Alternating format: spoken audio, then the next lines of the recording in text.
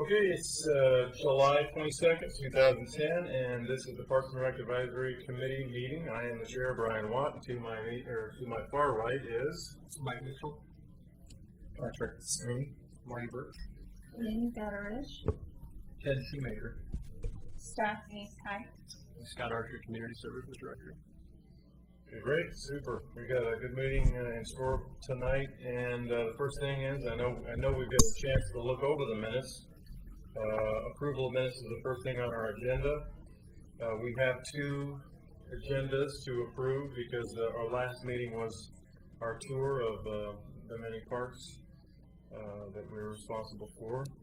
So does anybody have any comments with regard to those minutes or any adjustments to the minutes?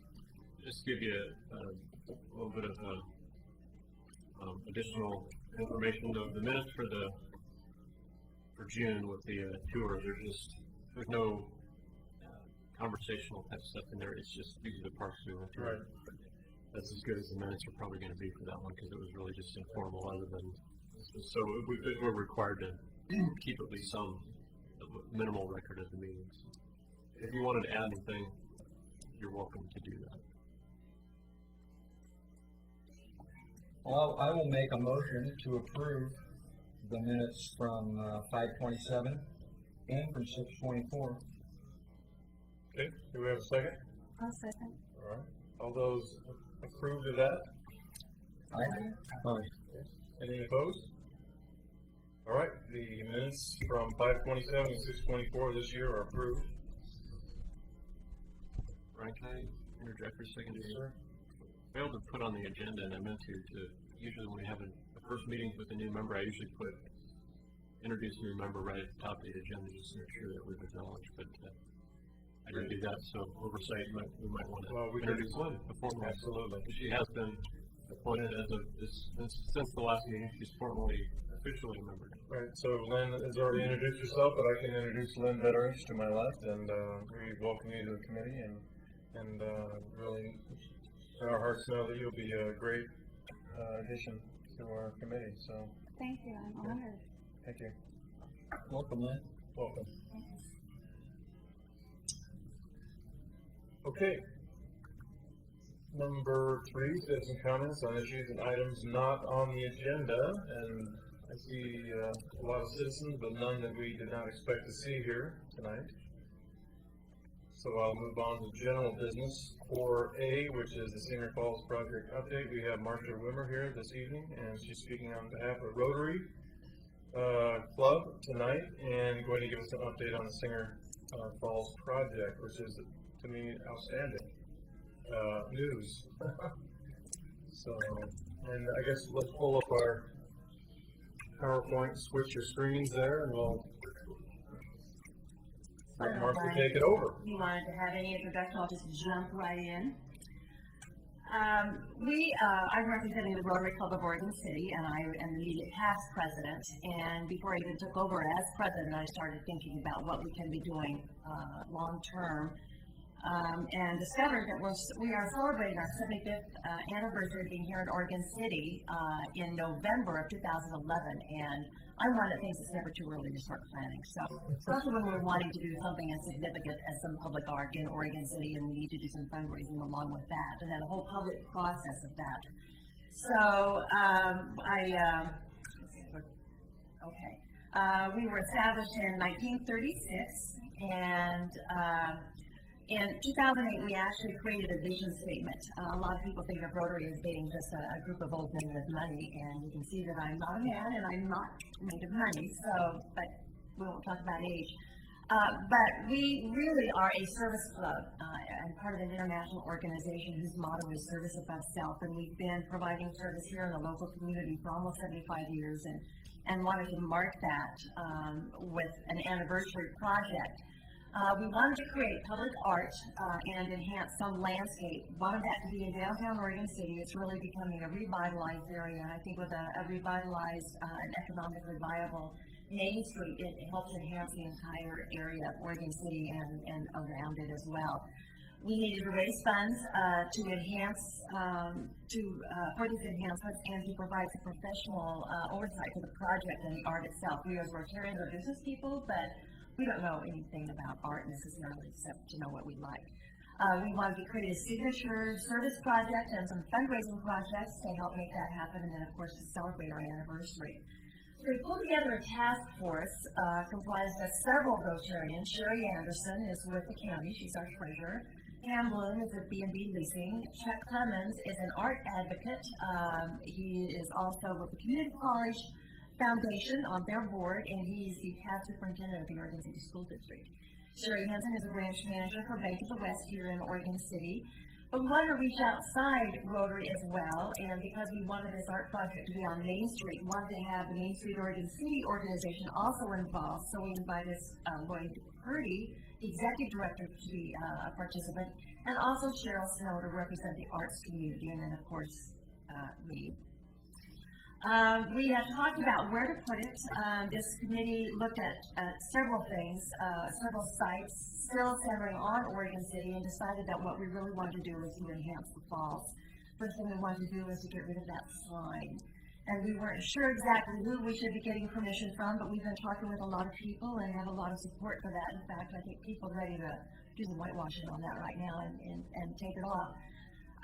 But so we want to do some art there, and you can see the view when it's all been cleared, and the city has cleared the undergrowth, which really brought the falls out. And a lot of people didn't really recognize or remember that there were even falls there. That it started some storytelling about people who have grown up here and remember that there were lights in the falls and what it used to look like. And I looked at it from every angle, from the up there and crossing West Lynn, you can see it from over there, so it really makes a statement. It's got a lot of history here in this community. So if you try to look up above as well, in the largest picture on the left, you can see that building up there. It's a tower building, a pump house. Somebody said historically in some old pictures it looked like the bottom of a bell tower. But anyway, that is where we want to be, at the foot of Singer Falls, where 8th Street butts into Railroad Avenue. It has become more of a vibrant area at that location. The farmers market tested out a winter's market this past winter, and it was very popular. That now they have the summer market going on Wednesdays, and it has also become very, very popular. It's my understanding that some of the farmers, some of the vendors at Red Soils have moved down to this place. Anyway, I wanted to show that it is becoming a vibrant area and a lot going on there. What you can do is a variety of things, and what I'm showing you are just ideas to think about, thinking outside the box. We do have a committee that is actually going to be pulling together some ideas for us and doing a call to artists. This is a mosaic mural, which is an idea. It could be concrete and mosaic tile. We won't be doing anything structurally to the concrete itself, but applying something to that wall. There's not a lot of space because we've got the traffic issue on Railroad Avenue. So we have to be very careful about what we do, but this is something that has been done on a mosaic wall in Colorado. We also, this is another form of mosaic, hand-formed and extruded mosaic trims with some stoneware over concrete as well. Can you picture Mount Hood? Can you picture, whatever else might represent Oregon City there? This is a carved mural. It could be something that could be a series of murals. We don't know. It could be, this is another carved mural that is of the music department at the University of Denver, and it really states something about why it is there. And so we can be doing something about Oregon City as well. It doesn't necessarily need to be the history of the pioneers. It could be something historical with a futuristic look as well that will encompass the past, present, and future. But now, walk with me, if you will, up the grand staircase. I love the sound of that. Up the grand staircase to the top of the falls, and you come around the corner, and there's City Hall. So there's a little part there between the corner and that building, whatever that building is, that we would like to also do something to, and to enhance, especially with landscaping. And if we can do something with that building, Scott suggests that the building doesn't have to remain, but Rotary is not capable of funding tearing down the building or doing something with it. What is housed in it is a power panel. that something else can be done with that. But if we do something to the walls itself, that is an idea as well. Although I'm just having you right now think futuristically, projects that could be. But this little patch here on the other side of that building is already landscaped. This side could have some additional landscape. And now that City Hall is up here, it needs to be dressed up across the street from City Hall because more people are looking at it. But I see this piece up here and the piece at the foot of the falls as the end stones, the capstones, or whatever you call it, to the falls themselves. And if people are down below and they look up and see something exciting, they're going to come upstairs and look up what's up there. If they're up here, they're going to see something down there. They're going to wander down. So it's a connector between the Main Street area, the downtown area, and the continuation of the Main Street area to the downtown area up here. We're not doing this to the building, but these are our ideas of how we could enhance it. At one point, we were thinking about it being a Japanese park or a garden, which could be an idea. There could be some stuff done with that building that could make it more of an Asian effect. Could again be mosaics, as the picture is on the side. This is not typical for what you think of Oregon City, but it could be some kind of painting around those buildings, around the building as well. So just some ideas. But what we also want to do is to provide some landscape enhancement and on the halls area itself. Now that it's been cleaned out, you can see that there's a lot of potential there. There needs to be a lot more cleanup. The Public Works gets in there and does some invasive control that we try to, and it's kind of difficult to keep it down, but they've got work crews that go in there every now and then. The structure around this is beautiful. I mean, at one point we were thinking we could put something like a clock on that wall and it wouldn't do anything to the wall. It's beautiful as it is, especially since they've refurbished a lot of that with the project they had going on this past year. What we would like to do is to bring in Oregon natives that are minimally, it doesn't take a lot of care. Because of the canopy over it, Oregon natives are used to whatever rain it can get. There could be some kind of water irrigation in it, but we don't know if we can actually do that. But I think those falls actually cry out for some kind of artwork. And the fish, it's just an example of, if you can see stationary fish actually bounding up the falls themselves. And there used to be lights in the falls. And we would like to bring those back as well. We've had a quote on it, but it's nothing that we can, I think it was an $80,000. Let's stop at the top and see what we need to do to bring it down. Quite expensive, but other art that can be done as well. Believe it or not, the picture on the left is a mailbox. Can you imagine having that out in your yard? So anyway, the task force did recommend the Cinco Falls project because it really creates excitement and it builds community support. The art wall itself will be funded by Rotary membership. We are taking that on. We've actually received a grant also from the Metro Enhancement Committee, $25,000 matching funds, and we'll be raising some matching funds for that. And it is our gift back to the community to make that happen. For lack of a better name, the little strip thing up here, I'm calling the Cinco Falls Garden at City Hall. Is this a city park? I don't know that it has a name other than just Cinco Falls. And we're hoping that can be funded by community service clubs, and we've actually been talking with the Lions, Optimus, other clubs here as well, at Kiwanis, and they're very excited about getting involved with this and providing some work crews as we get in there. The landscape enhancement would be provided, the funds through community donations, grants, and other fundraising events. And then we've got project administration and the art selection. We all know why we invest in public art. There's a very strong connection between art and economic development, public art and economic development. So creates jobs, but it also makes a statement about the community. We will be appointing an art selection committee of stakeholders that will guide the decisions for all the processes that we need to go through, especially including the selection of the art itself. We are in phase 1, where we are now defining our project goals, and we've already looked at our possible solutions, but we're developing criteria for requests for qualifications so that we can get out a call to artists in our second phase. We're hoping that this call to artists will go out in the fall, We will develop review procedures and identify and coordinate the finalist presentations and interview and select the artists. The committee will not all be made up of Rotarians, so there will be some representation, but also from the arts community and I'm hoping for the community at large. In stage 3, we'll go through all the contracting and manage the communications and oversee the whole project and then coordinate the installment. We're actually contracting with the Arts Alliance to do this for us, Cheryl Snow. We also would like to develop a master plan for the development and enhancement around Singer Falls because Rotary is not going to be the one always at the table to make it happen. We can help lead the way, but we think that through a master plan, if we can develop that, then people will know what it is that we are looking for to create a consistency and a connected experience with all the pieces of the art, whether it's the art at the base of the falls, the art going up the falls, and the art at the top, and who knows, that whole hillside, with landscaping, what all can happen there.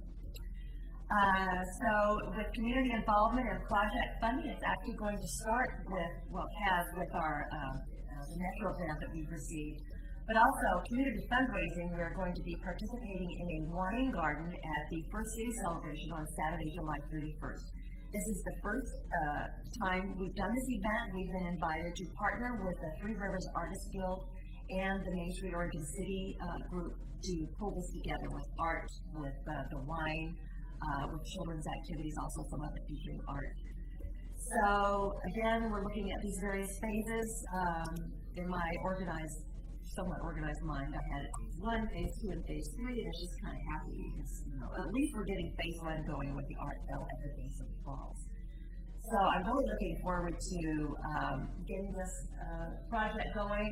There's been some press releases and a great article this past week in the Oregon City News about the project. And people are starting to pay attention, and I think it's going to do a lot for Oregon City itself.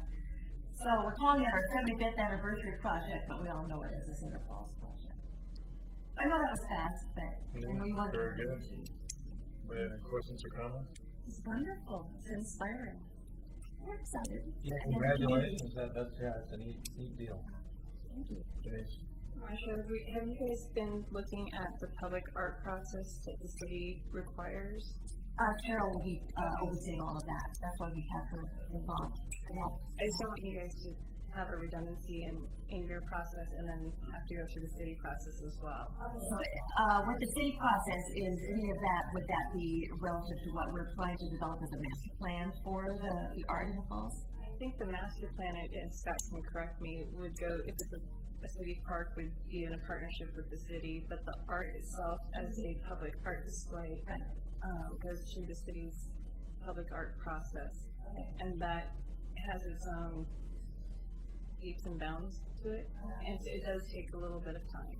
They've both been involved with the project, with the art along the Willamette River here. What the promenade is. What? Boulevard. Yeah, the McLaughlin Boulevard project. Also with the art pavilion at the Ritz-Miles by the county. Yeah. Cheryl and Chuck both. Yeah, Carol and Chuck both know the bill. Yeah. So we're delighted to have them be a part of this process because they're going to guide us through that. So I just didn't know if there was something about the master plan that we're hoping to put in place to help guide future aspects of the falls, if that's part of the city art project. It's more to a specific installation. Yeah, this is part of the process too, Martha. Thank you very much for coming. It was an excellent briefing. I'm getting jazzed just listening to you. Yeah, I'm not concluding. Oh, and just gonna let you wrap it up. No. Just while I was thinking about it, I'm thinking at some point it's going to come forth again and then to the commission to approve of this. Well, we already made a presentation to the commission. Okay. And since we were not using, the commission does not have to approve any budget items for this. We were out of courtesy letting them know what the project was about because when we started doing something in their backyard, we didn't want them to be surprised. But we're trying to keep people as informed as possible as we go through this, especially if there's any roadblocks or So maybe keeping that informed is good enough, but we'll just pass any updates we can to the city commission. I think that's, And I've been talking with Scott Yeah. all along Yeah. about this. We've been working on this for over a year. And, John Lewis. Yeah, John Lewis. Public Works, yeah, because they're involved as well. So. And he's mainly involved with us on the landscaping aspect. Mm-hmm. Mike, you had something? Well, I was just going to say, it kind of ties into something, Brian, that you've talked about several times, and that is trying to connect the lower part of the city all the way to Clackamas Park and beyond, and, you know, the big walking trail and up the hill. And I just, when you're talking about a master plan, I hope that part of the master plan is how does that piece connect to what's before and after if you were coming up the hill. Because what this committee is trying, has talked about, is trying to unify all that, all the way from one end of town to the other. Right. So it'd be nice if, I mean, this is obviously a key part of it, because if you're going to get from down there to up here, that's one of the two ways you can do it. Well, that actually goes beyond the scope of what we were thinking. Our master plan would have been relative to Cedar Falls.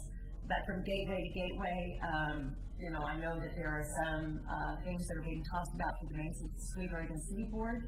They're actually talking about gateway projects. And we, in deciding what we wanted to do with public art, we were looking at a gateway project down by the hotel across from the shopping center, and that was too big for us. This was more in line with what we could be doing. So they're actually talking about doing something there. And the other gateway is the tunnel. I don't know what they would be on the east side. So. But I don't know, maybe this is working on a master plan is the first step. Working on a Cedar Falls master plan is the first step to creating a more cohesive master plan through, I don't know. I don't want to reach beyond our. No, that wasn't what I was suggesting, Oh, right? But okay. all I was saying is that I hope that your master plan takes into account what's happening immediately next to it on both sides. You know, there's signage standards for trails in the area, just so that it helps enhance the idea that this is one continuous asset, not, this is a great project, and it's a tremendous little piece of ground right there. And I think it's a great idea, but I think it's important that it ties into the whole. And I would think that has to be part of your master plan. Not that you're going to move out into those areas, but you got to blend in to them. That's why we want to talk with as many people as we can, because you're raising some questions and things that should be thought about, and you may know someone that needs to hear what we're doing, and we need to hear what others are doing as well, and that's another reason for having Lloyd Purdy for the Main Street Oregon City Board Commissioner Committee, whatever we call ourselves. I'm sorry, I'm on that board too. Have them be involved as well, because they're talking about that signage too. So I think that's to piggyback on what Marcia's saying, that she's been in contact with me from, you know, the very beginning of the discussion and where it kind of bubbles up to reality of this, which is why what you're saying is exactly right, which is why she's here talking to you tonight, because it's just like the awareness thing, and there'll be some continued conversation about it, and you know, and maybe we could even do a revisit at some point with this group on where things are at or whatever. But at minimum, I can keep people, and I think Brian might be getting a little bit involved as well. So I'm sure Brian can keep people posted. Yeah, I want to get out there and sweat. you wanted to provide some manpower, Yeah. you know, get out there and help dig and plant. Yeah, and Mike, you know, I see this project like polishing up this diamond that we have out here, and it'll be a natural attractant. It's you know, I hear what you're saying. But I think it's not like it's changing anything. It's just like, wow, there it is. You know, finally we can see. And how unique is that? You know, how unique is the falls? You know, right in the middle of the city. And you know, anyway, yeah, I saw the purple and pink lights in the 70s. So, you know. We're hoping this serves as an impetus for further change, further additions, enhancements to the community itself. So. Anything else? Thank you. Okay, well, thank you very much. Yeah, it'll die or Thank you something. very much. Awesome. Great project. Thank you. Great briefing. What else? Okay, on to the next item of the agenda, the Carnegie Center utilization process final report. And yes,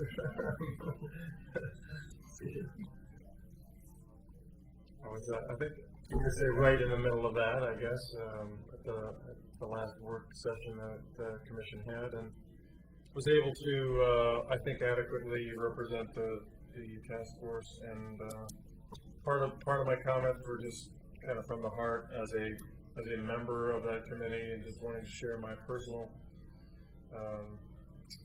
viewpoints and really the efficacy of the whole process, which I thought was great overall. And I guess I can read to you just what I read, and this was the only thing I read. Everything else was just my comments about how I thought the process went. But this is the recommendation that I read to the commission.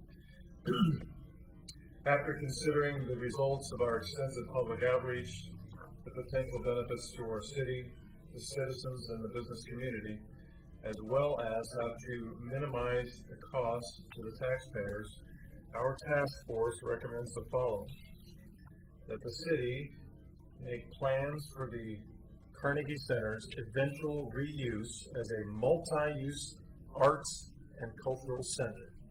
I'm gonna pause there. So that was the main emphasis point. The Carnegie Center's eventual reuse as a multi-use arts and cultural center. And further, that the city takes steps to develop an ongoing partnership to create a city/nonprofit hybrid organization. And that's the other pause. Okay, that's the other big emphasis item that we are recommending, the task force is recommending, that it be a city and nonprofit, a hybrid organization that operates and maintains this multi-use Oregon City Arts and Cultural Carnegie Center. That's pretty much the bottom line. It was a good process, and I was happy to represent the task force at the meeting, and it was great that I could stand behind and answer questions too. And Elaine Kogan was there at the table with me, and we had a few people in the audience as well. It was a good recommendation. The only thing I'll say is that, I guess for the record, because it's going to be on the record, my personal opinion is that although our task force has met its objective and we presented our proposal to the commission, I kind of think that they're going to want to know a little bit more, and maybe ask members of the task force not necessarily to reconvene, but to at least help them through a process that is going to have to continue as they build the watch, so to speak. Any questions? Scott, maybe something to add? I think a great summary, Brian. Just in terms of, I'll just speak to the process part of it. So the commission heard the recommendation, and then at the work session, and they've received the report. There was really minimal discussion by the commission up here. But like you say, Brian, there's going to be going back, and there'll be probably a pretty fair amount of discussion and definitely some process here involved in how to go forward. I just can tell you that tentatively, this will probably be back in front of the commission again on their September work session. So that's usually the second Tuesday of the month. I don't have the exact date in front of me. It won't be on the August work session because of some timing issues with other things, but it should be back on. So basically, it'll be back as you've heard the report. Hopefully, they've had some chance to read it, and we need to begin the discussion, because we're basically at this point kind of needing to engage in that conversation with the elected officials and see what their direction is, or where they at least want to start and all of that. So that'll be the first, or not the first, but it'll be the next step in the conversation with the city commission. And I'll keep you posted. Second Tuesday of September is the 14th.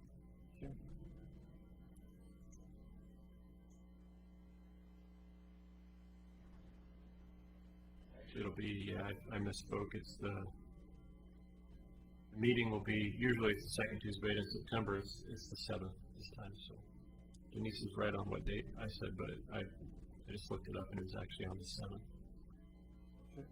So that's just kind of the process part, you know, that'll be the next step. I think, Brian, I imagine we'll probably want to put the word out that when that gets scheduled, and I'll certainly let the task force know that that's been, when it's scheduled for sure, and I think it will be on that meeting.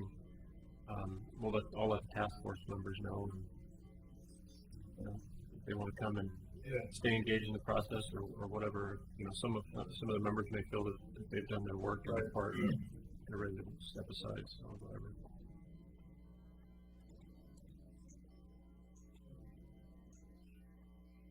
Well, I said to you informally before the meeting began that I really appreciate the part that you've taken, because it's been such a detailed, lengthy, fair process. It's really tried to take into account the wishes of all the parties, and to be very responsible, and I'm very impressed with the looks of the report. There's also so much emotion around the use of this beautiful building, and so I wish you luck. One thought that I have is that when I had first heard that the Easton School space was going to be considered for the library, I was concerned about the groups that have been meeting there for some time and who've made that their home.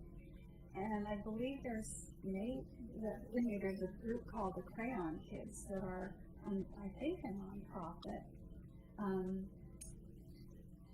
There are a number of other entities who've been using space in the school district, but I just hope that sort of the opportunities that timing presents are being looked at to use some of the infrastructure that's there right now. You know, because timing is always everything, and they also talked about the delay of needing to make a hard and fast plan for the Carnegie because of its temporary use by the library. So if we can make the most of that delay, that would be. Yeah, I think that's the intention. I think it's like an estimated 12 to 18 months time that the Carnegie Center will be or will house the library or some of the contents of the library, and not knowing all the details behind what will eventually, I don't think anybody knows all the details behind what will eventually happen.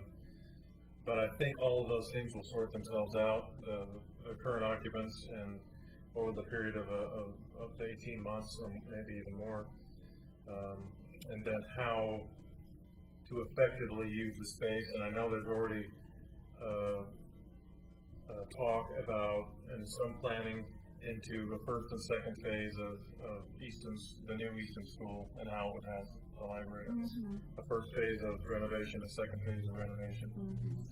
So I think I got that right, Scott. So that's that purchase is finalized. Well, technically, no. It's still in the due diligence period. That's where it certainly implies that it's It's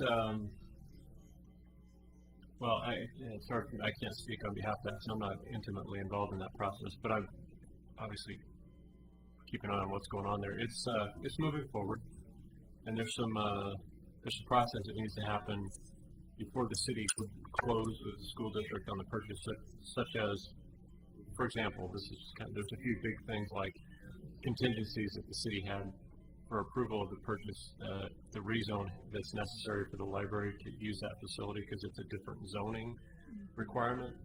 That rezone process has to be approved before we'll buy the building. And there's few other things like that that I think are kind of tied to land use and some different things. Who approves the rezoning? The city, but it's the planning branch of the city. So the challenge is why it'll probably be a little while before that can happen is that land use stuff takes a while, and so that's going through the process right now, especially zone changes. Those are very, very lengthy and processy type things. Yeah. So it's got a few hurdles to jump over still before it's going to be a fully done deal. And both parties are moving, forward as hopeful that it's going to work.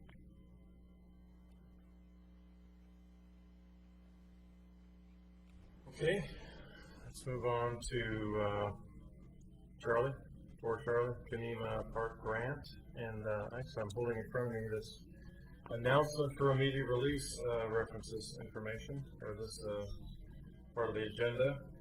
And seems the City of Oregon City has been awarded the grant in the amount of $253,900, and the total after the city matches is $507,800. And let me just read from just the first page here very quickly. These to improve the park, Kenema Neighborhood Park, specific improvements to the park site will include new parking, and this is great because I'm so glad that we just had this tour, and actually there's a little excerpt of the master plan, or a picture in the email. I was able to read it in one of my emails formats that I got, so that was actually in addition to that too. I don't know if you guys saw that, but it was there as well.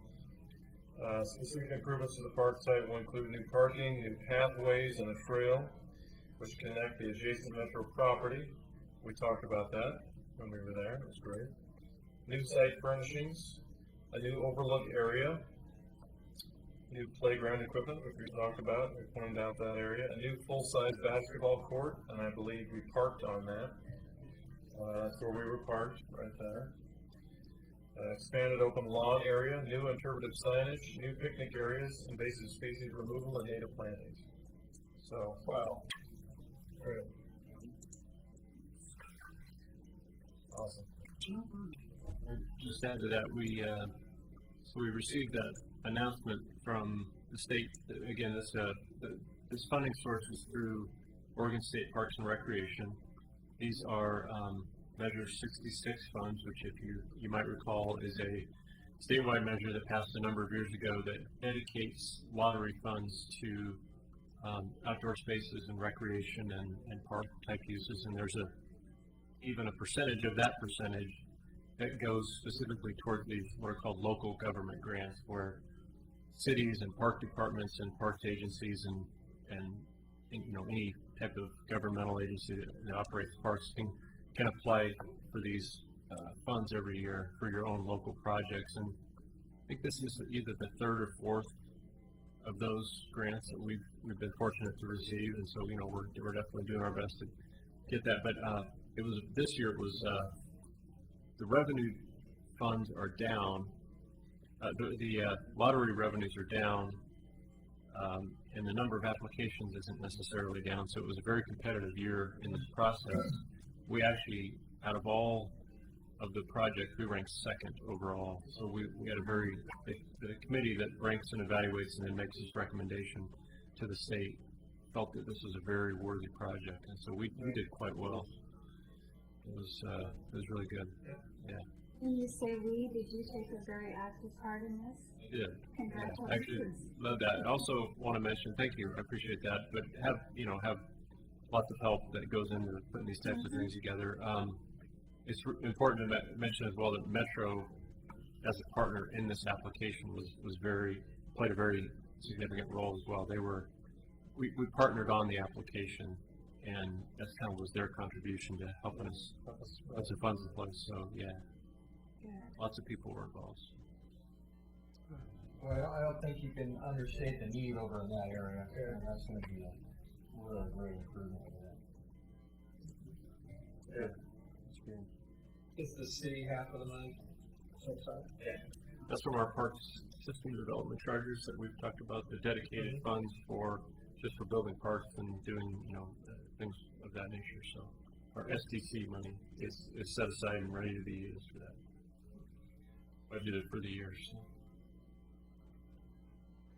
That's great. The other thing I should mention will be our estimated timeline is we'd be looking at doing kind of the final planning stuff that we have to do, and then construction drawings. You have to do full construction drawings and then put it out to bid.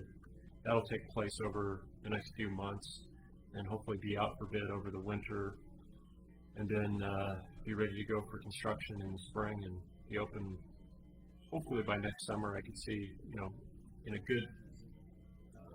good weather situation, we'd be open maybe midsummer.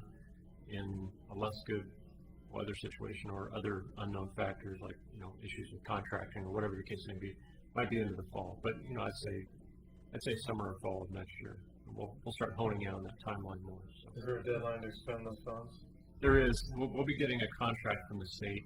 I don't recall what that's going to be exactly. I think it's September, but we haven't got that information yet. So we'll meet that deadline so that we can spend their money. Will the maintenance expenditures easily fall within the budget for Parks and Rec?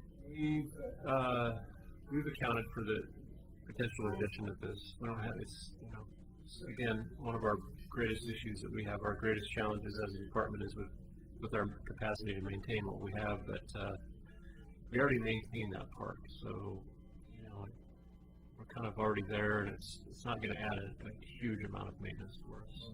We'll be able to absorb it. Should be a little easier. Could be, but newer, yeah. Versus all that. Yeah, you have brand new basketball court. Go down and play some one-on-one sometime. Me and Marty. Shoot one, take the 5-minute break. Okay. Let's move on to Trail and Promenade Signage Design Project.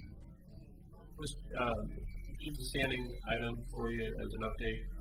I'll talk about this so you know about the project.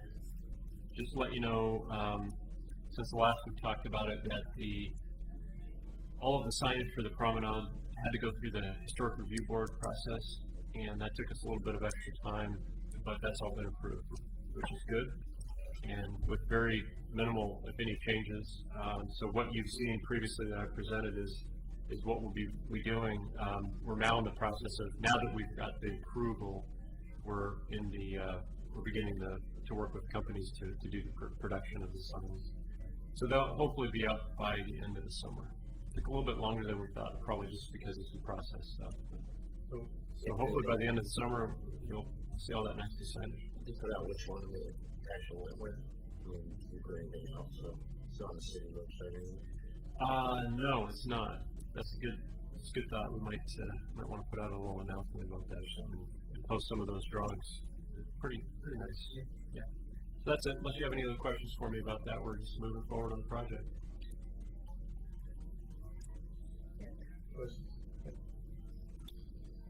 All right, end of the Oregon Trail site process update. I think that's you, Ted. Scott, you and I didn't have a chance to talk much after that. We haven't had a chance to talk at all, but I would report to this committee that maybe setback is too strong of a word, but I didn't feel like we made any progress at our last meeting. The consultants came back with a pretty lengthy presentation on a survey they did with Oregon City on their website, and they extended that survey out to other interested people too. I mean, you didn't have to be a Oregon City resident, if I'm not mistaken, to respond to that. There was a pretty lengthy presentation on the results of that, and I didn't feel like the committee was very accepting of where they were going with limitations of what we could do with the site.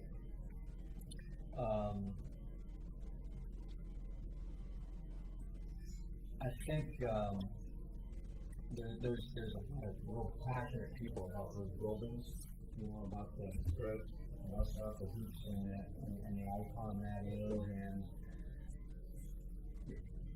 one of the limitations that they presented was there's a previous review of those buildings, and they've been deemed to be in very poor condition, and that, you know, the recommendation is that they would need a tremendous amount of work to be able to utilize those going forward with some kind of a, you know, with whatever you want to do down. I don't think that speaks to the hoops themselves, which is kind of the icon part of it that people can see. But as far as the buildings, they're just not in very good shape at all. So that's one limitation. And they also talked about the situation with the economy and the lack of funding available to do, you know, a lot of the things that people have these visions of doing. Mm-hmm. You know, and it just wasn't very well accepted. And you know, I like the passion of the group. They weren't necessarily going to settle for that, I didn't think, you know, as a community. You know, people really wanted to stand up and move forward with grand ideas. And, you know, there's a lot of great venues like that around the country, and, you know, people passionately feel like Oregon City has a lot of great history, and that there could be a real special situation down there. So, you know, I expected the consultants to come back with, you know, more, maybe go over the highlights of the survey, and, you know, part of what they were also going to do was look at evaluation considerations. We gave them a lot of considerations to go back and their specific goal was they were going to evaluate the considerations we had and bring back to the table, you know, pros and cons for what we had in mind. So we ended up going back and forth, really coming back out with these ideas. I think the committee really wasn't going to settle for all the limitations, the restrictions due to, you know, financial limitations, structural limitations. I can tell you, I for one pointed out that I personally don't think the structures down there are critical to the success of that, of whatever happens down there. And it's just my own input on it. I think, you know, what's going to bring people back is going to be, you know, what they come to see, the interaction, you know, something, a real special experience that, you know, a lot of people would like to see being kind of an interactive thing. And I don't think it's a visual thing or a sight thing that's going to get people coming back. But again, not everybody agrees with me on that. There's a lot of passion about this building. So anyway, that's so the consultants went back, and they're going to come back to the table and see what they can do about giving some more consideration to the things that we think are important. And you know, one of the biggest voices, you know, we keep coming back to an interactive experience, you know, that talks about, you know, what the pioneers went through when they arrived here, and how that evolved, and how Oregon City came to be what it is today. Anything from, you know, like you see at the county fair, where people are participating in actual wear and food, you know, food courts, and you know, a big market type of environment. So they're going to bring bring something back to us, based on those ideas, and we're gonna go from there. How many times are you supposed to meet? No, I believe it's 3. There's a meeting, I think the next meeting is on August 12th. So that would be the second meeting? Probably the The third. third. And then, it's kind of up to I think the task force and the consultants to decide, you know, are they ready to move forward? Or kind of like what we did with Carnegie Center, you know, at the last meeting, or the third meeting, the group sort of said, you know, we need one more to come back and figure this out. So I don't know what's going to happen. I kind of felt like that too, that it was a little open-ended, where we could make that decision. So the task force will have to talk about that and sort of decide whether they're comfortable or not. Might take a little more work than one more meeting. Yeah, I was curious, Scott. I mean, what was your perception of things that we made a lot of progress? I think there was some progress. I think your statements, your observations about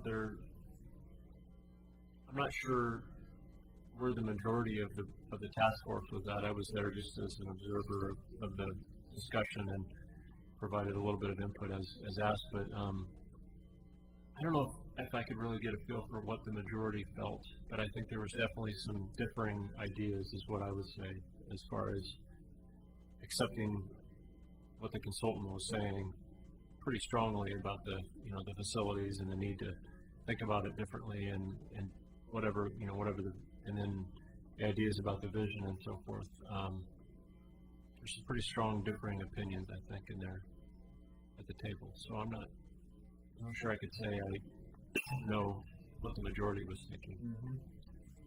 Why would Saturday market not be there? Oh, yeah. I mean, You mean the farmer's market? Okay. So, what were some ideas that are being thrown out there? And they range from what to what? One lady brought to the table a recommendation that genealogy is something that people are very fascinated with, and they're always going to come back to. And so, and I think that ties into what I feel like there is quite a bit of consensus on, which is that experience that the pioneers had to have some kind of an interactive presentation, demonstration of what that was like when they arrived at the end of the Oregon Trail. I think there's consensus also at really, hanging our hat on the end of the Oregon Trail. There's only one, in the world. Yeah, that was my question. Really making a big deal out of that. You talked about the experience in Boston that you had, and that's a unique experience. And I think people are kind of wanting something like that unique here, and I think we're kind of dancing around it, and we're just to finalize it and get it in place, and then all the logistics associated with it are a real challenge. Yeah. The thing about that one that unfortunately I don't know how you could ever do on that site is that Lexington and Concord experience is immersive, because there's not a Home Depot and what used to be a garbage dump is now a golf driving range and an auction barn on all sides of it. You're immersed in it.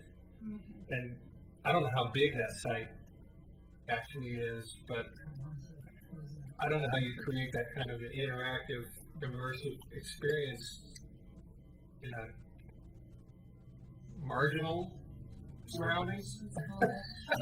Politically correct. Well, it's a good point, and that consideration has been brought up. I mean, as how do you tie that in? You have the existing sewer treatment facility, which is going on across the highway, and the Home Depot, and how do they how do they tie in with each other? And another challenge. Yeah, that's a very challenging site. So the site is ballpark acreage. Morgan said maybe 5 acres. What's the size of this property? I'm sure I've heard that. I don't know. Ballpark. It's around 7 acres. So mostly already with parking lot and buildings there. Yeah, And some of the property. 3 buildings, I think, are taking up a big space. The land with the wagons takes a space. Big chunk of it. What is What about the Baker City? there is space in the front, Awesome. Yeah. I don't know. And yeah, towards the around here.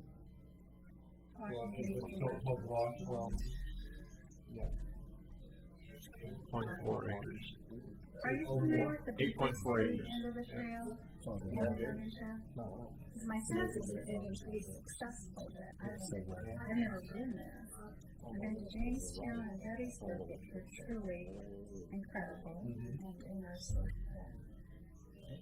You know, and that's really a problem. Destination, yeah. And it's one thing Mayor Norris pointed out toward the end of the meeting is when it was operated previously by the Clackamas Heritage Partners, it was a different operating environment versus now that it's a city-owned deal. It goes through a whole different effort from a bureaucracy standpoint. And I'm not putting that as eloquently as Mayor Norris did, but it's a much different landscape as far as getting something off the ground and getting it approved and getting it up and going. You still have to have a good idea to begin with. And That seems to be lacking. We're struggling with that. I think there's a lot of consensus on the vision for it, but it's kind of loose. We need to kind of tie that in together and Some disagreement. develop a plan to move forward. Clear as mud? Perfect. Sounds familiar.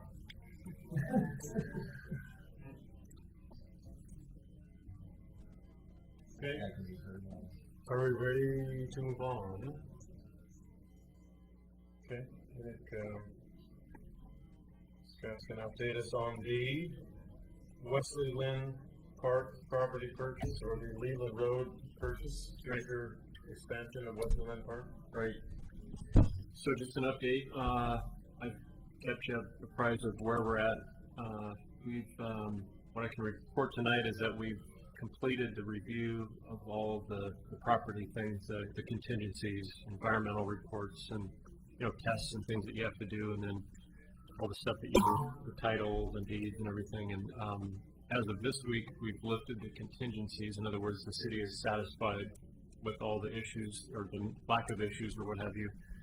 And we're going to be moving forward on closing on the property next week. So by approximately Wednesday of next week, we should own that property if everything goes correctly. Things are happening in this city. They are. Yeah, So- they are. So that's this is a good thing. We've talked about all the reasons why we're doing this and all the justification. I think this is a really positive thing for the bigger picture of the park. And what'll probably happen is, you know, we'll own this parcel.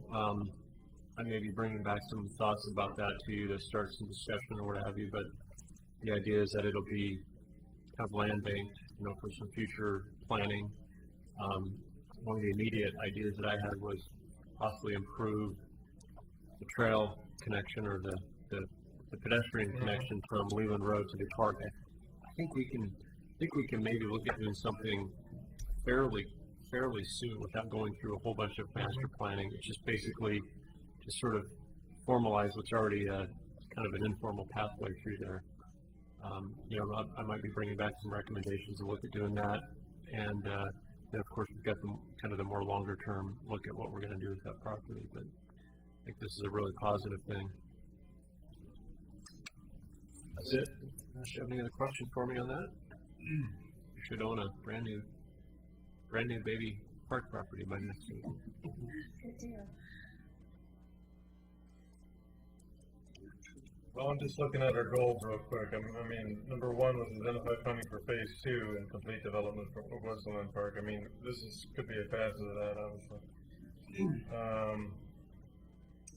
Seek funding and begin new park development projects for completed master plans for Kenema Children's Neighborhood Park.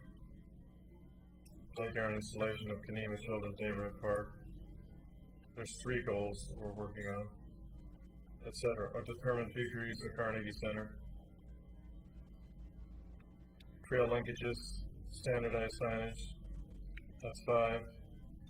Just to give us an idea and sort of the heartbeat here, we've formulated goals, look back on them, and kind of see how we're doing.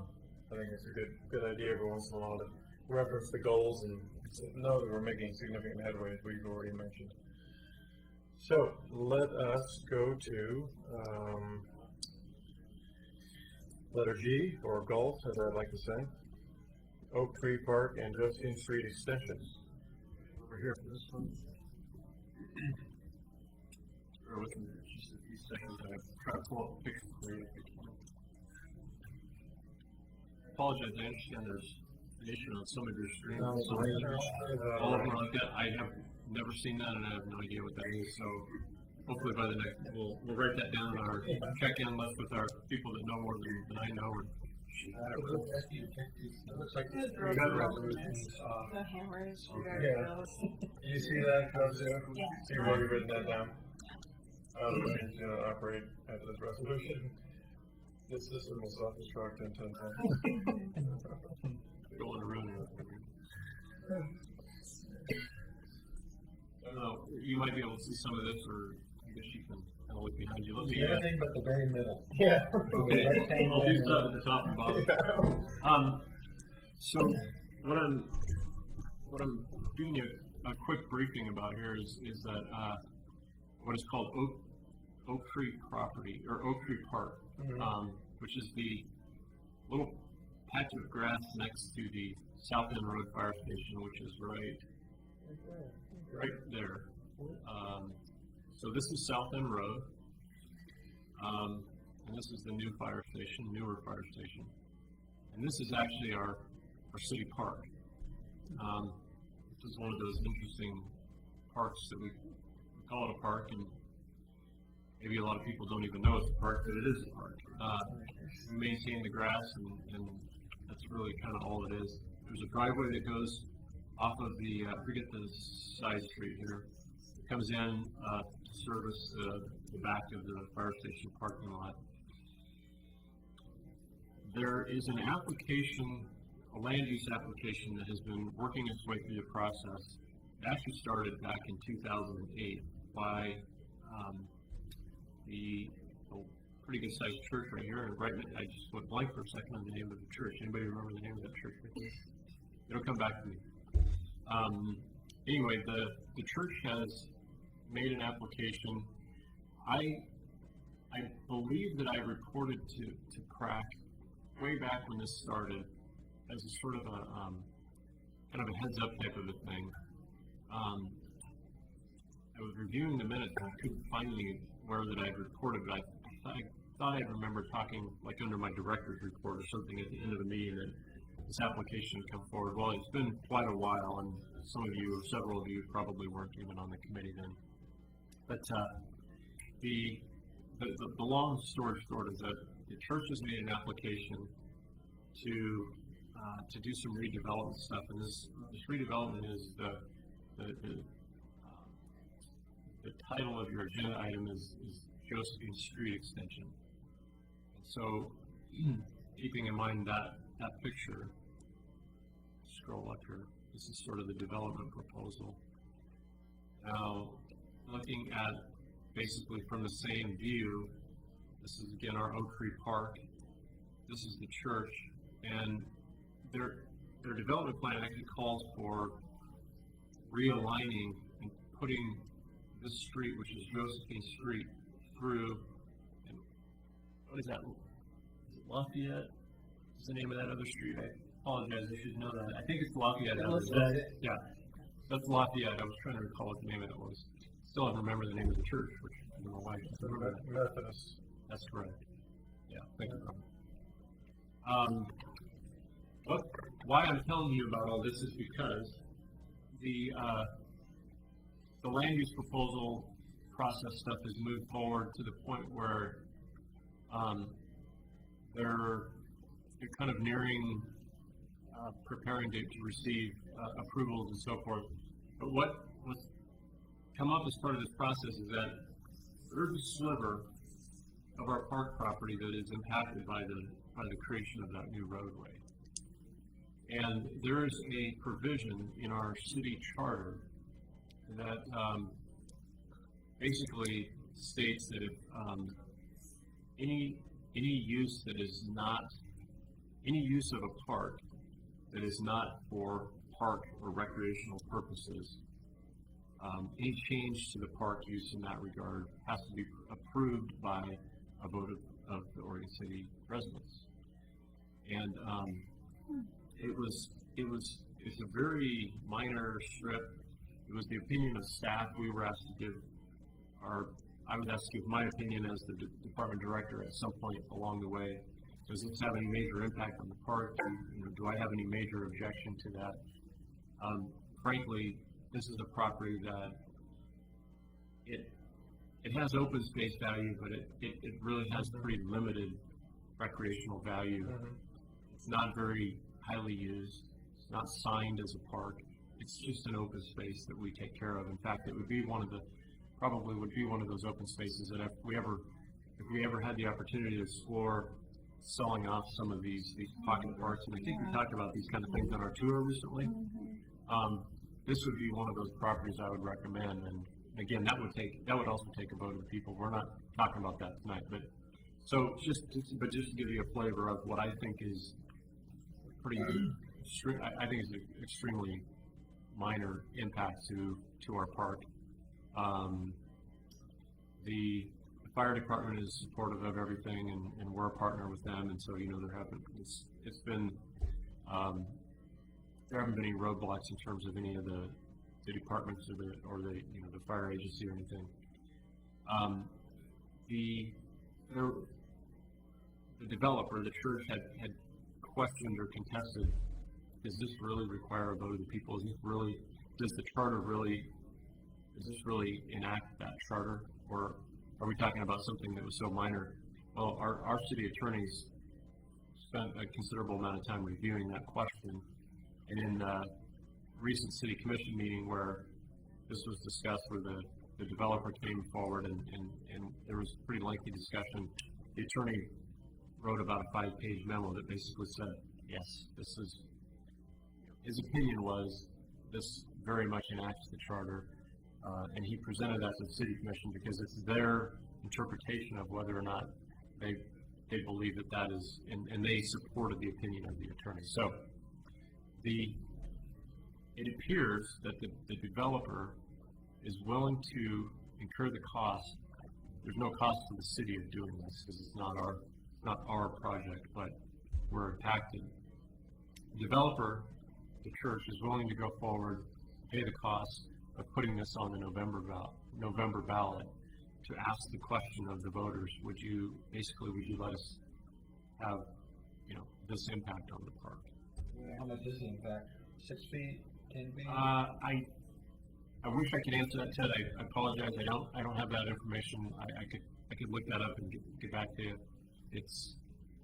Are you talking about linear, or are you talking about width of the strip? I'm talking width. Probably less than 10 feet. I don't even think it's that. Maybe a better question is what percentage of the park are you? Let me. I should have had that. That's probably a question I should have anticipated, and I didn't bring that information tonight. I apologize, but I'll send an email because this is a visual, a pretty good representation, though. Yeah. This is the proposed plan. So essentially, this is an update to let you know this is going on. As far as the process, the commission, I think, pretty much gave the green light to say if you really want to put this on the ballot, we don't have any objection to it. I don't know, how this would be voted, you know, I mean, there's not been any public opinion survey done to see how the vote would have, you know, take place or anything of this nature, but. More differences there, Scott? You could enlarge that? Keep dizzy. It's gotta be 35 feet. I think that question, Ted, I think that question is answered in some of the staff reports that were given and so forth from the planning department. From 14. So how much is actually part of the park? it's going in. Can you go back Where to the end is at, I think. That dotted line? I think that's the park line. Oh. It's a few feet in width, and the linear footage is, we don't have any linear footage on this. Like I say, I know I've got this in the planning information that, I could give you a summary of that information. Those are good questions. Who owns under the street, I mean, the ground that the main bulk of the street extension is on? Is that, I'm not explaining it right. Well, I know you're talking about getting enough width. Well, the road. But none of that is the same thing down here. This thing. Right. Where did that go? Well, I'm on that right now, actually. Okay. I just got it blown up. So we're talking about this sidewalk strip, basically. Yeah. But what's going on in the street? Who owns that? Yeah. That's the, we go back to this, it's easier for me. Yeah. That's the driveway into the back of the fire station. Oh. County is it?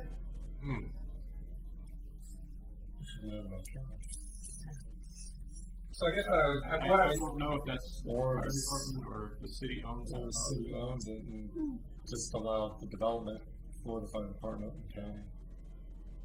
Let me respond to you in an email so that I can clarify.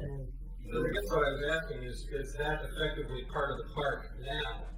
And really the entire width of the street is coming out of park space, not just Right. the extra width necessary for the curb and sidewalk and all that. Possible. I didn't think so, but now you've got me thinking about it, and so I need to. Because I'm looking at the purple line. The purple line is going, covering the street, the side, the whole. Yeah, Mm-hmm. your The whole purple edge. outline includes the park, the road, and on the other side of the road as well. You're talking about this outline right here. Right. Yeah.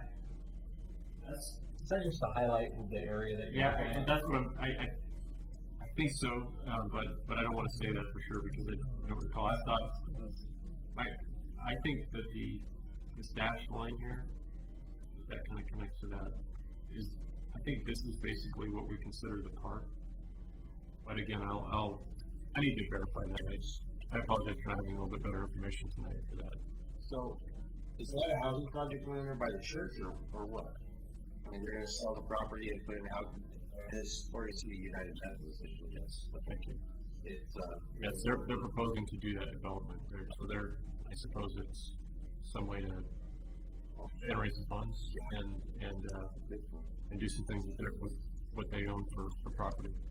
I was there during that planning session, and I would have appreciated having this, and the question that I would have had is, how is this, they talked about isolating, if they didn't get this, then that property would be isolated. And I guess, neither one of us really, because, that really wasn't presented, unless you've been to other meetings where they've actually dug down to that level of detail. Because I guess I just don't understand why they even need the widening at that point. We're talking about isolating their development, and there's nothing they could do with this development unless this happened. And I wasn't really tracking with them when they were saying that. If I'm understanding your question, Brian, if I'm correctly interpreting what you're asking me, I think the simple answer is that it's a requirement of development. When you come forward with a plan to develop and to plat something, the city typically has an overlay of a transportation plan. We have a transportation plan that says if this is ever developed, then this street must go through, or whatever. I think it's related to planning requirements for those types of issues.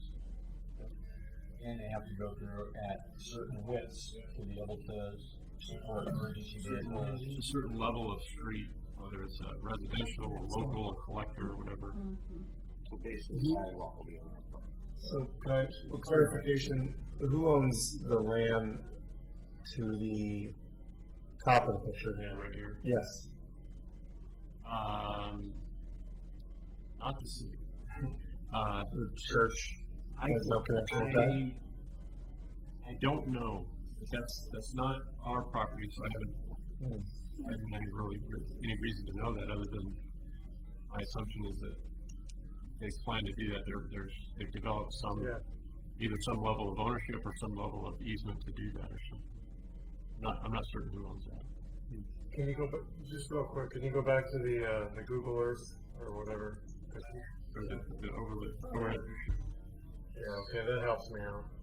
Because the proposal is for that roadway to go up and then down and that'd be the last elbow.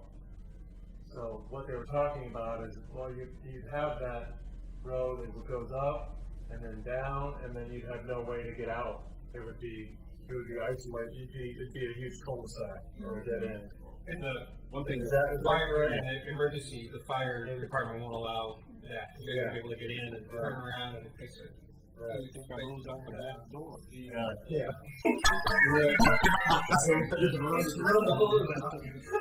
Yeah, that's correct, and that's kind of what I was talking about in terms of the system, or the transportation plan.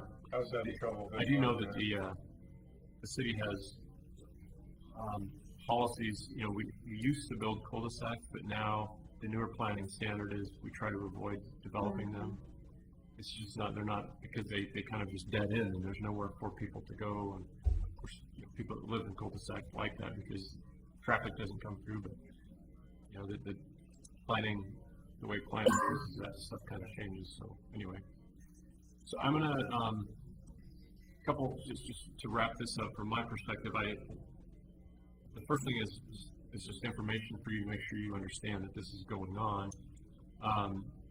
Certainly, you have the opportunity to respond to this process. The wheels are moving on. There's some pretty short timelines. They just decided that they would be willing to put this on the November ballot, and the timeline was very short. And it's all up to the developer to do this. So they seem to be willing to file forward. So things are going to move quickly, but you still have an opportunity if you had some major objection, if you disagreed with staff, which I've told you where my position is, that this has no negligible impact on it. Really has no negative, in my opinion, impact on our park there, but you may have a different opinion. I need to give you some better information that I didn't have prepared tonight to give you, and I'll forward that to you within the next few days, just so if there was any discrepancy in what I was saying, that you're very clear on that. I think with or without that information, I think we're okay. Even though it's still impacting our park property, there's still a greater public good at work here. And that's one thing we have to always kind of look at, is that it's not it is for our private development, but the street part of it is a public road. We're developing a new sidewalk that doesn't exist. There are some positives, I think. I think there's some greater public good at work there. Good point. I think if it was intersecting right through the middle of that property, and we felt that property was an important piece of open space, that would probably make it not usable. But it's in a park that really isn't used anyway, because that driveway is already there. Can you scroll up one more time, Scott? Just one more quick visual at the drawing. At the drawing? Okay. Good, thank you. And enlarge it if you need to. No, that's good. I was just trying to get a good perspective of going from that. Do the rest of this, what exactly they're planning on doing there. All those properties. So all of those all of those lots on the opposite side of the road, basically on the outside of the road, plus 2 on the inside would be new, correct? Potential site. If you're looking at the plan there, and then I go back up and see where there's open space right now, what's not there. Yeah, those are all involved. Okay, gotcha. Thank you. Any other questions or feedback for me? You said that perhaps in the future, Parks and Recreation can consider, or the city could consider selling this piece of property for profit. Does shaving some of that off, detract from that ability? Is there like a certain size that could be sold for, putting in some, sell for a piece of property for development for home, and then shaving some of it, shrink that so that you can't actually sell the property? So does it have an adverse effect on selling the property? The short answer would be no. I think it's probably fairly unlikely that we're ever going to really actually sell that anyway. I mean, we've been down that road before. It didn't go over very well, so that's probably not something we're going to be rushing to look at. But we definitely have to think out in the future, and if we were going to do that, my opinion would be no, because we've already, again, this is the part that's I've got to fill in the blanks. That driveway either already exists because of an easement, or because there's some portion of that is not our ownership. So I think that would probably be blocked up anyway. And again, we're just talking about a pretty minor part of it. And in order to sell, if it was going to sell, the likely buyer would be some type of residential developer, because that's what that area is zoned for. And so what's that? Also the church. Yeah. They can develop that. Yeah, and the roadway issue, it still exists in some form. So I just really don't think it's an issue personally. That's my professional opinion. It's hard to tell, I don't know the area. When you look at it, though, it looks like a hole in a housing development ready to be sold. It also looks like it adjoins 2 major developments, the fire station and the large church, which would definitely mean it's not on the market for just everybody. Like a mixed zoning kind. It's a big if we would ever even go down that road again, and then the second big if would be, would really buy that if I don't know. 2 houses fit there, one house. It's a nice area. Fire department wants to expand somewhere down the road. I don't know. Good if your house catches fire too, and then I find it refreshing that the attorney's been so clear about this, and that the developer's been so clear about this. I think that the major parties just need to move forward. I think that's what they're doing. Okay, so Scott, as far as any approval or say so from us, we'll just wait for your email then on that further information. Yeah. And then okay, that sounds good. Are you asking me? As far as I'm just saying, there might be some information that would give you a different opinion or something. Is that what you're saying? just the information that you were going to bring forward to us to answer the questions that we had, right? And then, barring any other. Otherwise, I think we would have kind of approved that move, or we don't have a problem with it. But I think we owe it to the process and to the people to find out what you find out in the next couple of days. The suggestion I would have, because this is moving pretty quickly at this point, because it's here are the deadlines for the ballot and so forth. If there are any major objections, and I know I have some information, I need to fill in some blanks here. If you have any major objections following getting that information, you should probably say so in your response to your email. And if I hear enough of you saying that, rethink about that scheduling an August meeting or not. You know, it's one of those things that actually could drive the need for a potential, or even a special meeting for 30 minutes or something. Sometimes you can always call a special meeting to discuss an issue and make a recommendation. So I think we just keep a feel on, you know, does there seem to be an issue here that you all need to get back together about this before, or the next time you're scheduled to meet. Okay. So I'll get that information out as quick as I can. Okay. Great, thank you for that update. Is there any other general business to cover? Okay, so why don't we take a short break and we'll get back to staff report after that.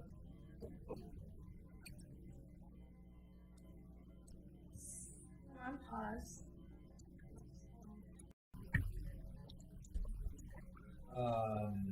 I guess I would say I've been up on the promenade recently, and it looks like have they finished that? I mean, the last construction I saw was no longer going on, so it's just I can go all the way through now. They're not detouring you out around the minute mark, and that looks really good. And I did go down and see if that cave was still there. My daughter and I were running, and so we jumped over the wall, and I held her real tight, and I said, "Yeah, there's a cave down there," and she had to see it. So I showed that to her. It's pretty cool. I've never been there. I've never been to the cave. Yeah, it's Is it inhabited? You don't need to know that. there might be a bear in there. It's a rattlesnake. We don't want to encourage anybody to go looking for it. That's all I got. It's interesting. Okay, Coming on the straight. awesome. And considering PrAC member reports, Mike, why don't we go down your side? Nothing for me. Okay, Patrick? The promenade, are the benches going to be replaced Yes. down there? Yeah, that's part of the signage project, but there's also the benches and the garbage cans. Okay, so it goes with that. Yeah. Yeah, same thing. I noticed it looks great to walk right through it. And, I know it's down on staff reports, but I've been approached by almost a dozen people asking me about the Carnegie Spray Park and why it's closed, and I got some city commission information about that. Scott, you're going to be talking about the spray park? Yeah. I can talk about that now if you want us to run it or whatever. Yeah, it'd be great, because there's a lot of questions that some neighbors have about it, and curiosity. So, the question, did you receive my information that I sent out about that? Did I send that to you all as well? I wound up in a chain through Chimnacita. I think I intended to send along some written information to PrAC, but I probably didn't do that. There's just a lot of, sometimes things are just flying around and you forget to who you've included or whatever. So so what obviously I think everybody here, most of you probably knows, we've had to close the Carnegie Spray Park due to some unfortunate circumstances that have to do with safety and liability. And the unfortunate part really is the timing. We had to close it right as we were entering our warm season. I will forward you the written information that I've got just to give you a little more explanation, but I'll give you kind of a quick verbal. We've had some slip and fall issues there, and everybody kind of goes, well, slip and fall, of course, it's a spray park, it's wet, and, people fall, but we've got some pretty extreme circumstances. The first thing is that the surface there is the original surface from not from the spray pool when that was done several years ago, but from the wading pool. And that's original Portland cement. It's probably meant to last 20 or 30 years. It's probably 50 or 60 plus years old. We're right down to basically bare aggregate. The second, so that's causing, the surface degradation is that it's when it's wet, it's almost like ice. Second issue is that to get into the spray pool, you have to enter the pitched angle that there's no straight walkway in. You've got to go down the sides of the old wading pool. So the combination of the degraded surface with the fact you got to walk down, basically, it causes some really bad situations. A big part of what our job is as staff is not just to do all the, the good things that we do for the community and provide all the fun and the good recreation, but we also have a very important piece of our job is to manage liability for the city and to manage risk for the city. And everybody hates to hear about that stuff because it always sounds pretty governmental to talk about that, but I work for the city and I have an obligation to represent them, and part of that is if we know about a risk and a liability issue, we have to look at it. One, because we want to protect the safety of the public and the people using our facilities, and two, we have to protect the liability. So as part of that process, we had our insurance company, which is also our risk management agent, come out and review the site, and we basically said, look, it was right about the time we were ready to throw the switches on for the summer, and of course it was the week that it was, gone from 58 degrees the last week up to 85 or something.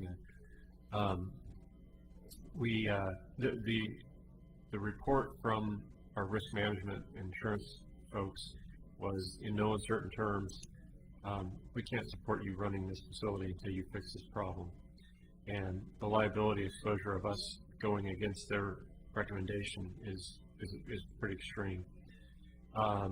So we've tried to, we put out this announcement through the neighborhood association and put some announcements out to the community, and the big part of this, and I apologize again, I thought I'd loop you in, that's why I put it on the agenda tonight, was to make sure that you knew about this, is that it's just the education piece of this and letting people know why, because it's hard for people to understand this, and I understand that. We from the staff perspective, we feel terrible that this has happened.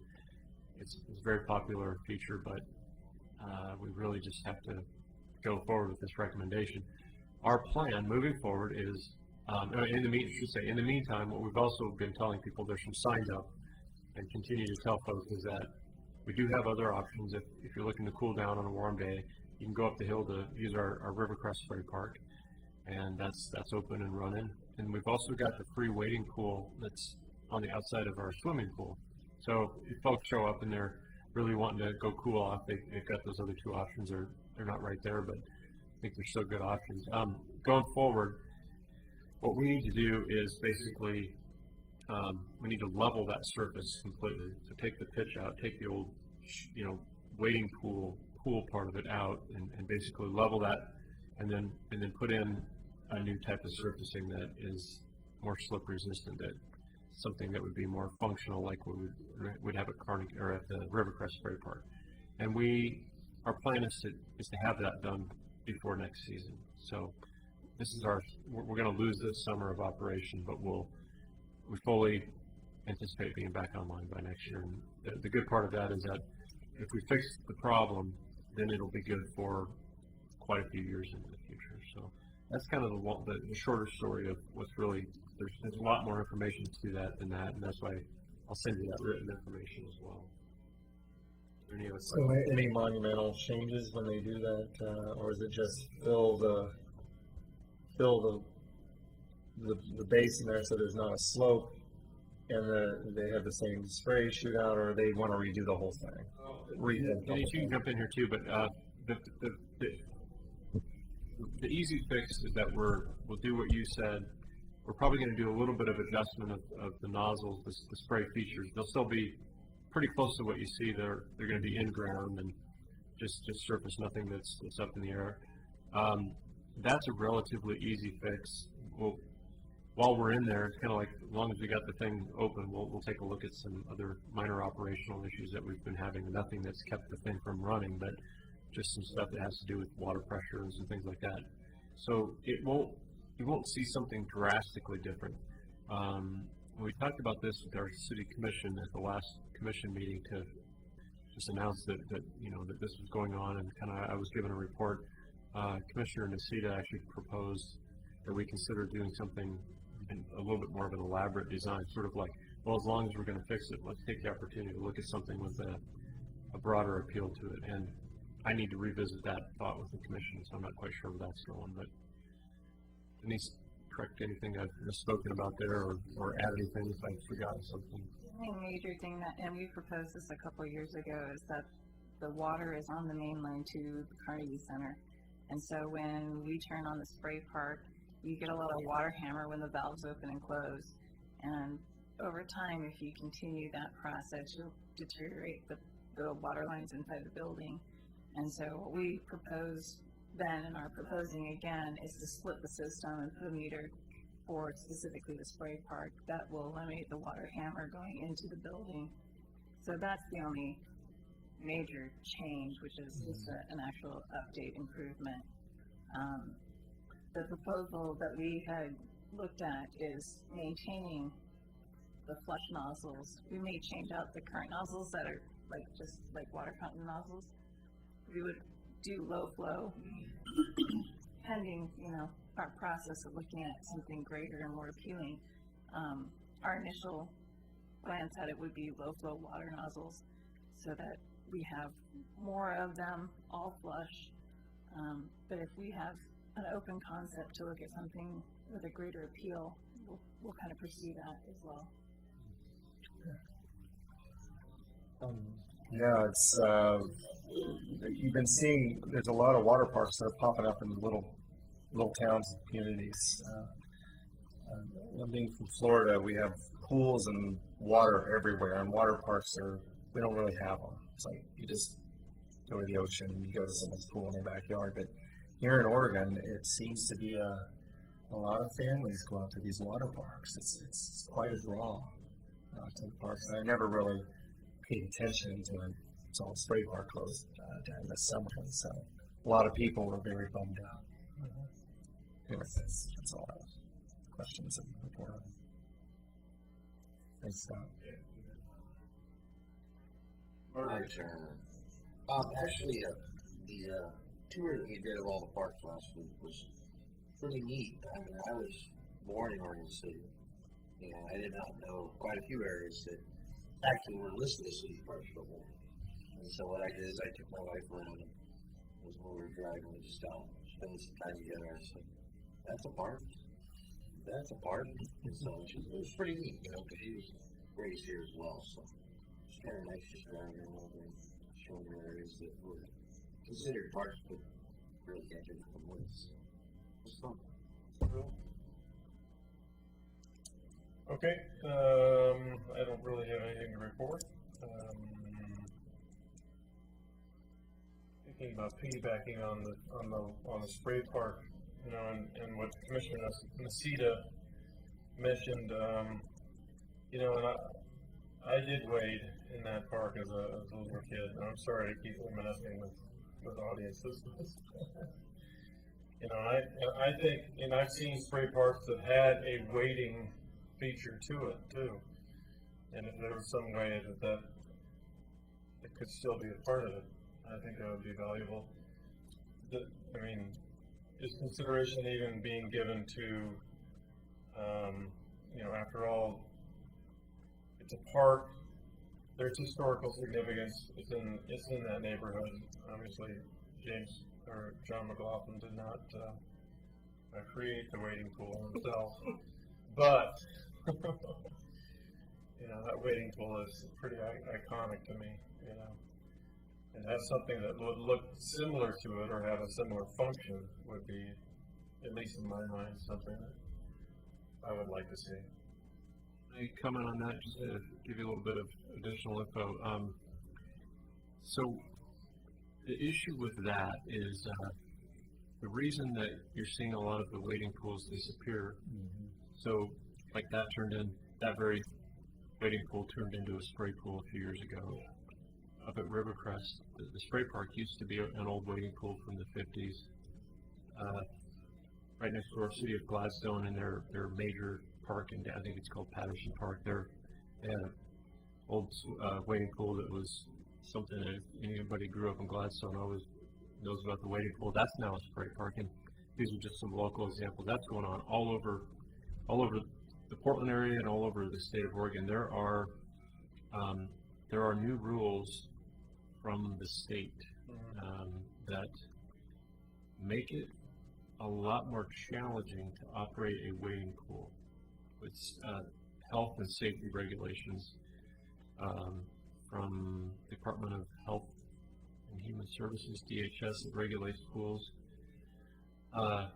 Which is why you're seeing a lot of agencies taking those out and just putting in a spray pool, because the spray pools have, without a collection of water, you don't have issues like lifeguarding, and then treatment of the water is an issue, although we recirculate and treat the water up at Rivercrest just like a swimming pool, and then you've got some additional, but at any rate, and again, Denise is our staff expert here on this, but there is it's not to say that it can't be done, Brian, I'm not saying that, but it does create it creates a lot more complexity if you start putting back in wading pools, because then all of a sudden we have issues of the treatment of the water. For example, the spray park right now at Carnegie is it's a spray and drain, which means that it just goes out into the sanitary sewer. We don't collect that water and recirculate it and treat it. Just because of simplification, and otherwise you get into a very complex system. If you do a wading pool, you used to be able to just fill up a wading pool for the day, and then pull the plug at the end of the day. Everybody would splash around in the same water. And drinking water has a little bit of chlorine in it, but not that much. But new safety regulations, it's with health issues and so forth, that the state has basically done away with just a fill and drain type of a wading pool system. So you can no longer just fill it up for the day, pull the plug, and then refill it again the next day, which is how wading pools used to operate. Now you have to treat that water and recycle it and filter it and put the chemicals in it. You treat it just like a swimming pool, and then all of a sudden your operating costs go up.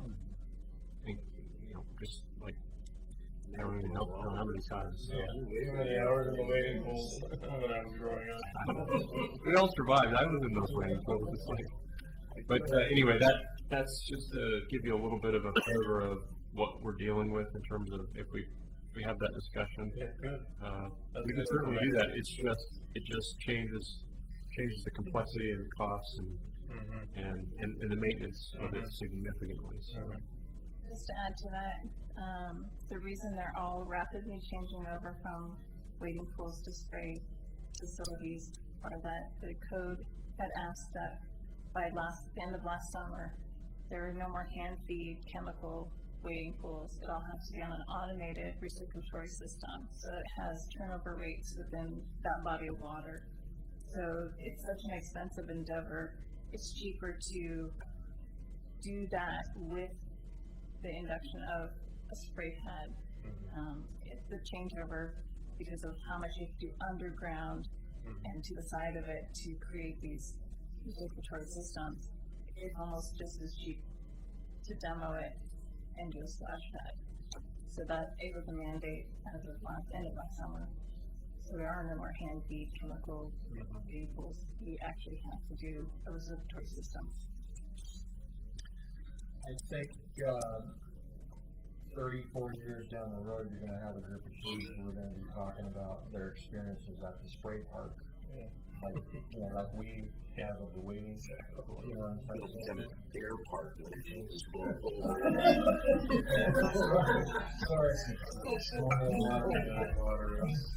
Big fans. Or a myth park. Let's just say myth park for now. It's not so tragic in the future as we look forward. Okay, let's see, staff reports. Our next recreation services update. I'm gonna make it really short and sweet. I'm kind of stuck on time. Pioneer Center, if you guys will please take a drive by. We have a new exterior coat of paint, which the old peachy Band-Aid color is now gone, and we've gone to a more richer earth tone. Modernized the look of the building, and we've gotten lots and lots of compliments that it looks like a new building. So if you would take a peek by there, in about 4 to 6 weeks we'll have new signage. Also, when you pass, take a look at our signage. We have Michael's wood letters filled up onto the eaves. We're going to actually put some signage that's going to have some sustainability. It will look very similar to the City Hall signage. So Michael's wood letters? they're like wood painted, hand painted letters that say Pioneer Center from Michael's craft store. So, we took a leap, we're using donation funds for a portion of, the cost of that, and then some of the funds that we had budgeted to do this project. So the exterior paint and signage is coming on at Pioneer Center. Rivercrest is up and running 7 days a week, 10 a.m. to 8 p.m. We have our 2 staff members up there, and they are doing a fabulous job. Concerts in the park are still running on Thursday nights. Tonight is Midnight Serenaders, which they should be wrapping up, and we run through August 26th. Back of your trail news has the listing of who we have coming. And then I'm going to jump into park maintenance update, if Scott doesn't mind. Sportcraft, we have our Corps of Engineer permit agreements, which is not a complete set of permits, but we are in permit agreements, which is excellent. We have 60 days to contest the agreement and any conditions they put upon us. At this point in time, I haven't reviewed the entire packet. They're very large.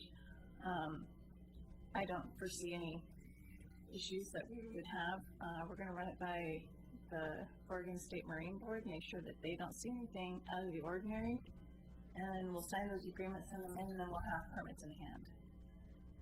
And we would take the winter, well, this fall construction documents, winter bid out period, bid the project, hopefully award it quickly, and then because the lead time to order some of our soil products is pretty long, we are looking at a summer construction, July 1 to October 31st is our in-water work period, and we are hoping to have everything done, finished, completed next summer.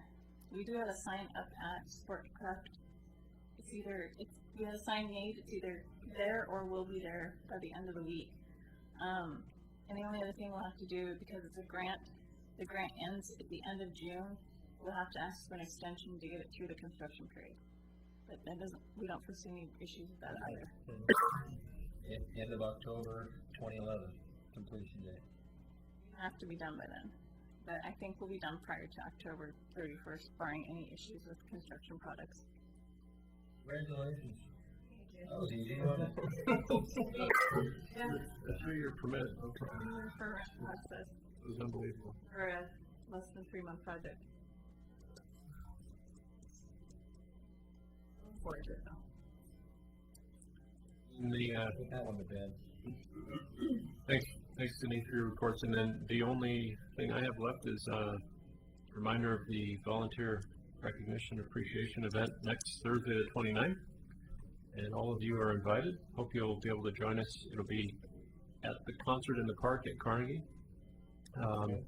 You should have been sent an invitation with a little heart. Even if you don't have that, don't worry about it. Just show up and tell us that you're part of the PRAC group. There's dinner at 5:30 will be served to you, the volunteers, at no cost. And so you spend all these meetings, nights, and away from your home and your family, and you get a free dinner out of the deal. Actually, I think our mayor and some or all of our city commissioners are going to be serving the dinner, so that's nice. And then, of course, you get to enjoy the concert in the park that's going on. So, hope everybody can attend. Cool. Thanks, Scott. That concludes our reports, our staff reports. Okay, anything else? All right, next scheduled meeting date, I think we've discussed enough to, well, I'll just open it up. I think we can, it's the usual practice, I think, of the PRAC committee to take the month of August off. And none of you have a problem with that, including the staff as present, I think that would be something that I'd like to entertain and maybe execute. Not having a meeting in August. Will not be heartbroken. Yeah. That sounds good? Okay, so the next meeting is not in August, it is in September. So let's look at our calendar. September 23rd. 23rd?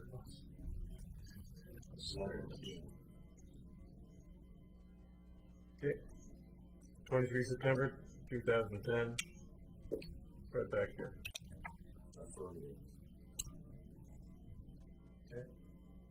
Meeting is adjourned. Well, thank you.